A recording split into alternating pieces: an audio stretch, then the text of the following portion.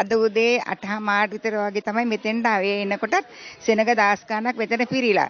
අපි හිතුවේ නෑ මෙච්චර සෙනගක් ඉඳීවිත් කියලා. ඇත්තරම ගොඩාක් පින් දෙනවා. මේ මෙතන ඉන්න සේරලා උදේ ඉඳලම පින් දෙනවා අපිට මේ කරපු පහසුකම් වලට. දීලා තියෙන මේ පහසුකම් ගොඩක් අපිට දීලා තියෙනවා. අද උදේ කඩල දන්සලක් දුන්නා. ඒ වගේම කිසිම වැසිකිලි වල කිසිම අඩුපාඩුවක් නැහැ. ඒ තාමත් පිරිසුදුව තියෙනවා. එන හැමෝටම ඕනම දෙයක් කරගන්න, පිපාසය නිවා ගන්න, බඩගින්න නිවා ගන්න හැම දෙයකටම පහසුකම් සලස්සලා තියෙනවා. අපි ඇත්තටම ආණ්ඩුවටත් පින් දෙනවා මේ අවස්ථාවේ. අපි ආණ්ඩුවට පින් දෙන්නේ මොකුත් නෙමෙයි, මේ වගේ පහසුකමක් අපිට කවදාකවත් ලැබිලා නැහැ මේ මහනුවරට ආවට. නුවර අසලම වගේ තමයි අපිත් තියෙන නුවර නිතරම යන උදවිය. නමුත් ඉතාමත් සන්තෝෂයි මේ ආවට ඉන්න කට්ටියත් උදේ ඉඳලම පින් දෙනවා.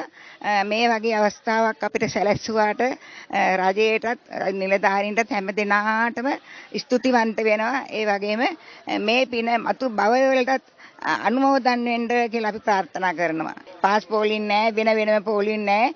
අපි ඔක්කොම එක වගේ, එක හා සමාන යුගයක් තමයි දැන් බිහිවලා තියෙන්නේ. අපි ලොක්කත් එකයි බක්කත් එකයි ඔක්කොම එකයි. ඔක්කොම එකට එක පෝලිමේ යන්නේ. ඇත්තටම කියනවා නම් එහෙම තමයි. අපි බක්කෝ, ඉස්සර ලොක්කෝ. නමුත් ලොක්කයි බක්කයි ඔක්කොම දැන් එකම පෝලිමේ යන දෙයක් තමයි අද බිහිවලා තියෙන්නේ. ඒකින්ද අපි ගොඩාක් සතුටු වෙනවා ඒක නිසා.